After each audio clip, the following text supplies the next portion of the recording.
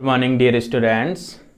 Students, today our topic is force on a current carrying conductor. Okay, students, आज का हमारा topic है कि कोई करंट कैरिंग कंडक्टर जो होता है उसमें कितना फोर्स लगता है. ठीक है स्टूडेंट्स, लास्ट टाइम हमने मैग्नेटिक फील्ड की वैल्यू निकाली कि कोई करंट कैरिंग जो कंडक्टर होता है उसके कारण कितना मैग्नेटिक फील्ड क्रिएट होता है. ठीक है, वहां पर हमने बायोट-सेवर्ट लॉ को यूज करना सीखा कि बायोट-सेवर्ट लॉ की हेल्प से हम कैसे मैग्नेटिक फील्ड निकालते हैं.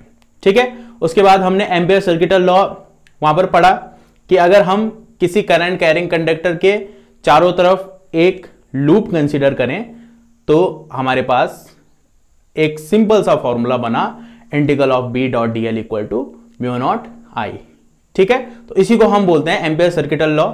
ठीक, इसकी हेल्प से हमने वहां पर मैग्नेटिक फील्ड की वैल्यू निकाली. फिर हमने उसकी एप्लीकेशन करी. ठीक है, कि सोलोनॉइड के लिए कितना मैग्नेटिक फील्ड आता है, टोरॉइड के लिए कितना मैग्नेटिक फील्ड आता है.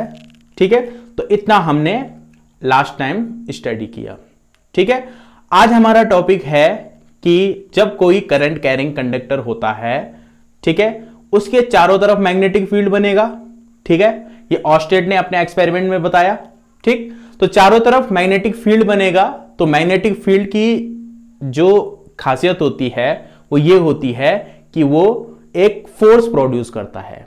ठीक है, यानी कि उसमें किसी भी ऑब्जेक्ट को अगर हम लाएं तो वहां पर फोर्स लगेगा.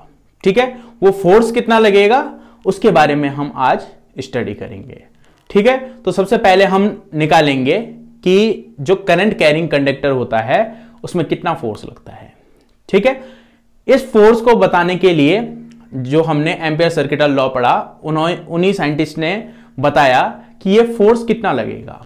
ठीक है, उनके अकॉर्डिंग जो कोई करंट कैरिंग कंडक्टर है जो फोर्स होता है उसमें सबसे पहले जो पॉइंट उन्होंने बताया कि जो करंट होगी उसके डायरेक्टली प्रोपोर्शनल होगा. सेकेंड पॉइंट उन्होंने बताया कि जो लेंथ होता है उसके डायरेक्टली प्रोपोर्शनल होता है. थर्ड पॉइंट उन्होंने बताया कि जो यहां पर मैग्नेटिक फील्ड होगा उसके डायरेक्टली प्रोपोर्शनल होगा. ठीक है, और फोर्थ पॉइंट उन्होंने और बताया कि जो एल और बी के बीच एंगल बनता है साइन थीटा उसके भी ये डायरेक्टली प्रोपोर्शनल होता है.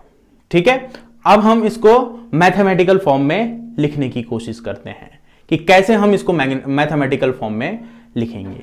ठीक है, तो सबसे पहले जो होगा, जैसे ये कोई स्ट्रेट करंट कैरिंग कंडक्टर है. ठीक है, तो फोर्स कितना लगेगा F. ठीक है, तो सबसे पहले जो पॉइंट उन्होंने बताया यहां पर अगर हम फोर्स निकालें तो सबसे पहले पॉइंट एम्पियर ने बताया कि F जो होगा वो डायरेक्टली प्रोपोर्शनल होगा I के. ठीक है, सेकंड पॉइंट उन्होंने बताया F प्रोपोर्शनल टू जो होता है लेंथ के, यानी कि इसकी अगर हम लेंथ मेंशन करवा दें यहां पर L तो इसके ये डायरेक्टली प्रोपोर्शनल होता है. थर्ड पॉइंट जो होता है F डायरेक्टली प्रोपोर्शनल होता है, इसके चारों तरफ मैग्नेटिक फील्ड बनेगी करंट कैरिंग कंडक्टर के. ठीक है, तो उसके भी ये डायरेक्टली प्रोपोर्शनल होगा.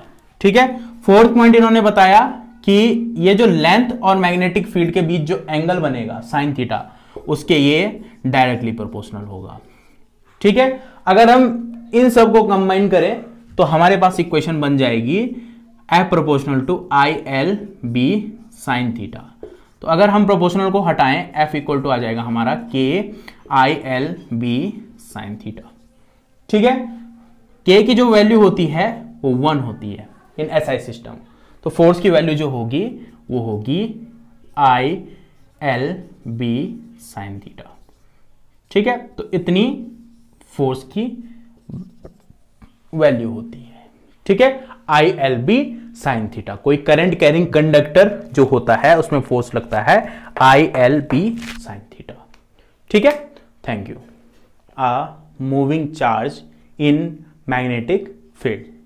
ओके, आज हम स्टडी करेंगे कि कोई जो मूविंग चार्ज होता है उसमें मैग्नेटिक फील्ड में कितना फोर्स लगता है. ठीक है, इससे पहले हमने स्टडी किया कि जो करंट कैरिंग कंडक्टर होता है उस पे फोर्स लगता है I L B sine theta. ठीक है, तो I L B sine theta, वो फोर्स मैक्सिमम कब होगा, जब एल और बी के बीच जो एंगल हो वो 90 डिग्री हो। ठीक है, तो साइन थीटा की वैल्यू हो जाएगी साइन 90 डिग्री, तो वैल्यू हो जाएगी उसकी I L B sine I L B. ठीक है, और मिनिमम कब होगा, जब एल और बी एक ही डायरेक्शन में हो, तो ये फोर्स जो होगा वो मिनिमम होगा। साइन 0 डिग्री आ जाएगा, तो I L B sine 0 degree, तो इसकी वैल्यू हो जाएगी 0। ठीक है, तो इस तरह से हम उसके अलग अलग केसेस बना सकते हैं। ठीक है, बट आज हम यहां पर करंट कैरिंग कंडक्टर पे जो फोर्स लगता है उसको चेंज करेंगे कि जो मूविंग चार्ज होगा या मूविंग चार्ज पार्टिकल होगा उस पर कितना फोर्स लगेगा। ठीक है, उसी के हेल्प से हम इसके लिए एक्सप्रेशन फाइंड आउट करेंगे। ठीक है, तो हमने वहां पर स्टडी किया F इक्वल टू होता है I L B sine theta. ठीक है, तो अगर आपका I को हम चेंज कर दें, I हम जानते हैं Q अपॉन टी होता है, तो ये कितना हो जाएगा F equal to Q upon T into L B sine theta. ठीक है, इतना ही हो गया। F इक्वल टू जो होता है वो हो जाएगा आपका Q L upon T into B sine theta, ऐसा हम इसको लिख सकते हैं। ठीक है, इसके बाद L अपॉन टी जो होता है आपका लेंथ अपॉन टाइम। ठीक है, यानी कि जो L है उसको हम डिस्प्लेसमेंट ले सकते हैं, डिस्प्लेसमेंट अपॉन टाइम हमारा होता है वेलोसिटी, तो ये हो जाएगा Q V B sine theta. ठीक है, तो इतना फोर्स जो होता है वो किसी मूविंग चार्ज में लगता है मैग्नेटिक फील्ड में। ठीक है, इसको अगर हम वेक्टर फॉर्म में लिखें, वेक्टर फॉर्म, तो वेक्टर फॉर्म में हम इसको लिख सकते हैं F vector equal to Q, तो आपकी स्केलर क्वांटिटी है, तो V और B जो है वो एक वेक्टर क्वांटिटी है, तो into V vector cross B vector. यहां पर जो एंगल होता है साइन थीटा, ये V और B के बीच एंगल होता है। V का मतलब velocity of charge particle, B का मतलब मैग्नेटिक फील्ड। ठीक है, तो इतना फोर्स निकलता है किसी भी चार्ज पार्टिकल जो होता है वो जब क्या हो, मैग्नेटिक फील्ड में हो।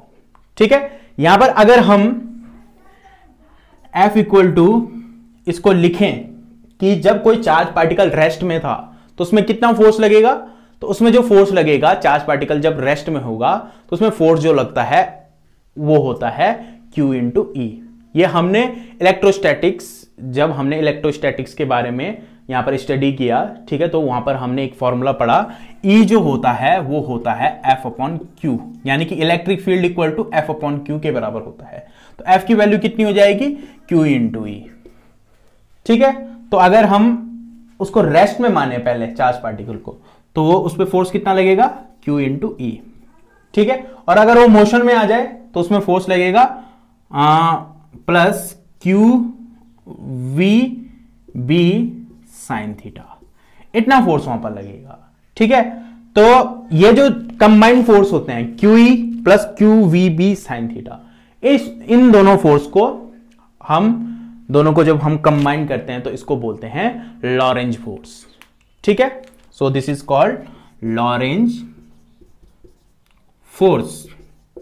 ठीक है, तो अगर हम इसको वेक्टर फॉर्म में लिखें तो ये हो जाएगा F vector equal to Q E vector, ठीक है, plus Q V vector cross B vector, इतना ही होता है।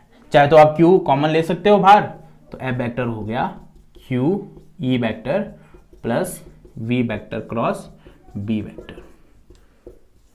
ठीक है, तो ये इतना फोर्स किसी भी चार्ज पार्टिकल में इलेक्ट्रिक फील्ड के साथ साथ मैग्नेटिक फील्ड में लगता है, और इसको हम बोलते हैं लॉरेंज फोर्स। ठीक है, थैंक यू।